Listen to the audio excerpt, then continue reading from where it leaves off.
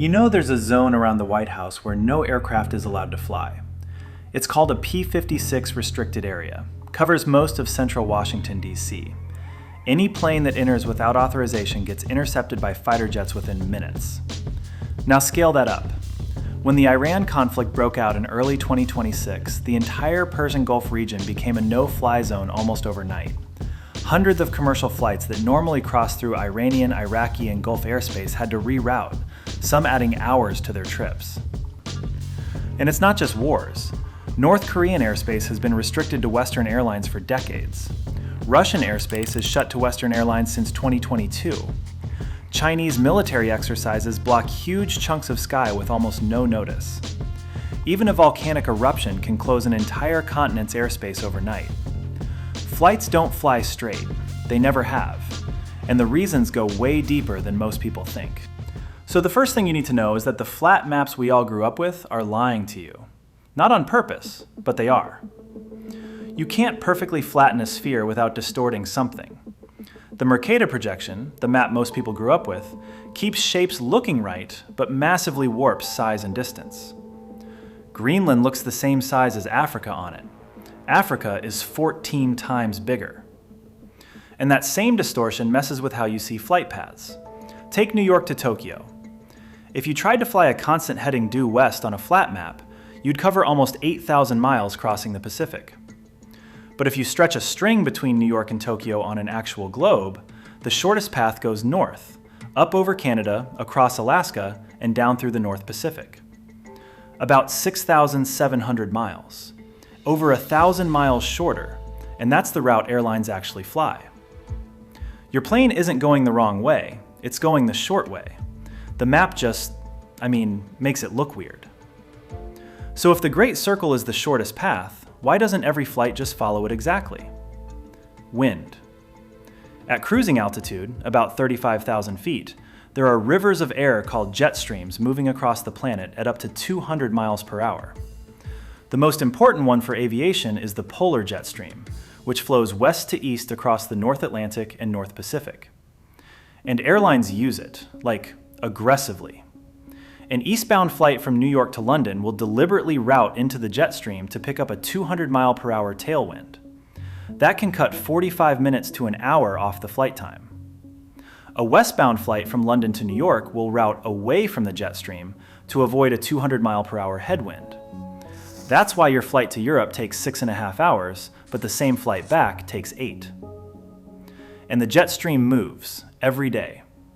Over the North Atlantic, Air Traffic Control publishes something called the North Atlantic Organized Track System, a set of predefined flight paths that change twice a day based on wind forecasts.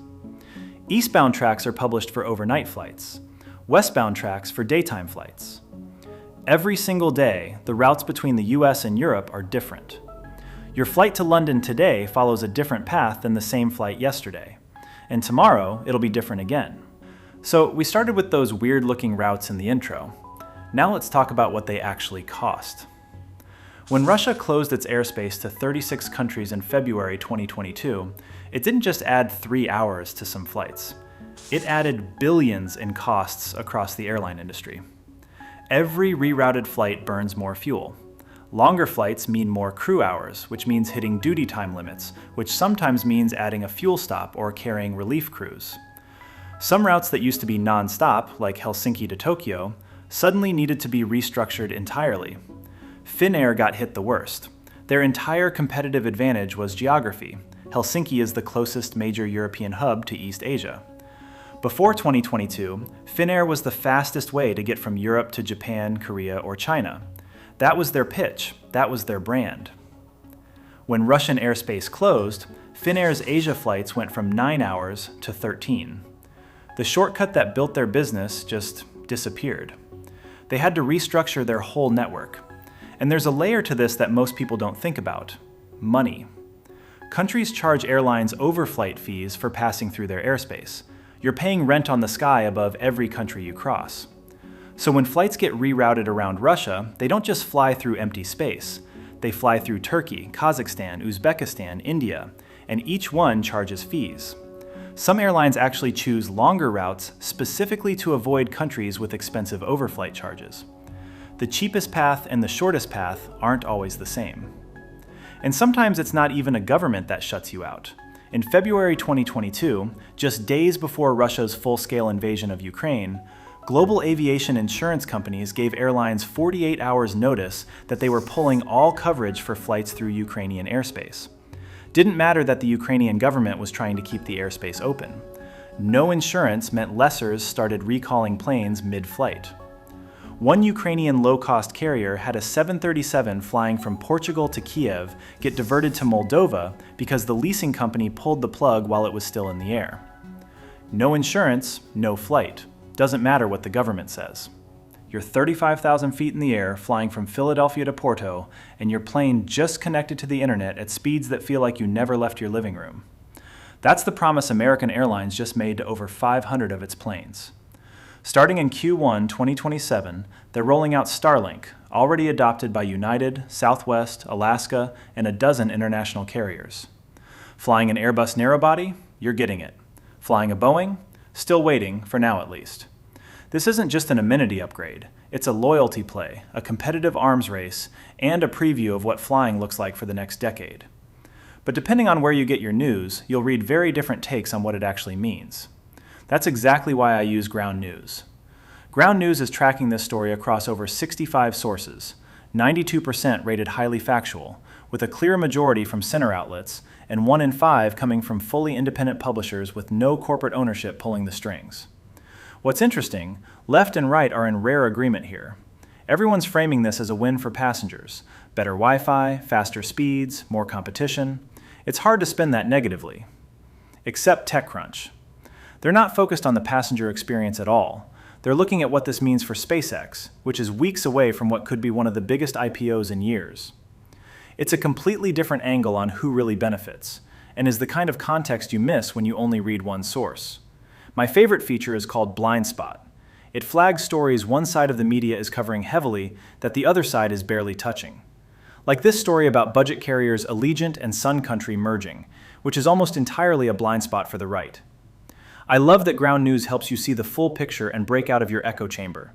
If you want to transform how you read the news, scan the QR code or go to ground.news/jetcrumbs to get 40% off the Vantage plan. Link in the description. That's ground.news/jetcrumbs for your own personal news co-pilot. And then there's China. About 70% of Chinese airspace is under permanent military control. That leaves only 30% for civil aviation, basically the inverse of the US and Europe. Commercial flights get squeezed into incredibly narrow corridors, and when bad weather hits those corridors, controllers can't just reroute planes around it because that would mean entering military airspace. It's one of the main reasons China has some of the worst flight delays in the world, especially on the eastern corridor between Beijing, Shanghai, and Guangzhou. And there's one more thing about the Russian airspace ban that nobody talks about. Before 2022, Russia was collecting an estimated $350 to $400 million a year in overflight fees from foreign airlines crossing Siberia. When Western carriers got banned, Chinese airlines didn't. They still fly straight over Russia to Europe, paying the fees, but saving hours of fuel and flight time. That means a Chinese carrier flying Beijing to Amsterdam can offer a shorter flight at a lower ticket price than a European carrier flying the same route the long way around. There's one more thing that shapes how flights cross oceans, and it's something most passengers have never heard of. Almost every commercial jet flying today has 2 engines. The 787, the A350, the 777, even the 737 and A320 on shorter routes, all twins. And twins have a rule. It's called ETOPS. It originally stood for Extended Range Twin Engine Operations, though the FAA officially broadened it in 2007 to just mean Extended Operations, since the rules now apply to planes with any number of engines. Pilots sometimes joke it stands for Engines Turn or Passengers Swim, which is, not comforting. The rule is simple. A twin-engine plane must always be within a certain number of minutes of a diversion airport, somewhere it can land if one engine fails. For a Boeing 787 with ETOPS 330 certification, that means it can fly up to 330 minutes, 5.5 hours, from the nearest airport. For an Airbus A350 with ETOPS 370, it's over 6 hours. the highest rating any commercial aircraft has ever received. That sounds like a lot of flexibility, and it is. Modern twins can cross almost any ocean. But it still shapes routing. A flight across the South Pacific might curve toward islands, Fiji, Tahiti, Hawaii, not because those are on the shortest path, but because they provide diversion options. All transatlantic flight might route slightly north toward Iceland or Greenland for the same reason. Before ETOPS existed, twin-engine planes couldn't fly more than 60 minutes from an airport. That basically restricted them to overland routes. Oceans were 4-engine territory: 747s, DC-10s, L-1011s. ETOPS changed that, and it's still shaping every ocean crossing you've been on, you just don't notice it. And then there's the thing that changes everything in real time: weather. Your pilot isn't locked into a route. They're adjusting constantly. Thunderstorms at cruising altitude will cause a deviation of hundreds of miles. Severe turbulence reports from other aircraft will shift the path. Volcanic eruptions can shut down entire regions of airspace. When Iceland's Eyjafjallajökull erupted in 2010, European airspace was closed for 6 days. Over 100,000 flights were canceled. And it's not just dramatic events. Even routine weather changes the math. A headwind that's stronger than forecast might cause the dispatcher to add a fuel stop that wasn't originally planned. A storm system over the Rockies might push a transcontinental flight 50 miles south of its planned route. The path you see on the seatback screen is a plan. It's not a promise. So the next time you open the map on your flight and the plane looks like it's going the wrong way, it's not. It's flying the shortest path on a round planet that your flat screen can't show correctly. It's chasing a 200-mile-per-hour tailwind that wasn't there yesterday. It's avoiding a country that closed its airspace because of a war. It's staying within 5 hours of an airport it'll probably never need. And it's dodging a thunderstorm that popped up 20 minutes ago. There's no such thing as a straight flight. Every route is a negotiation between physics, wind, politics, safety, and weather.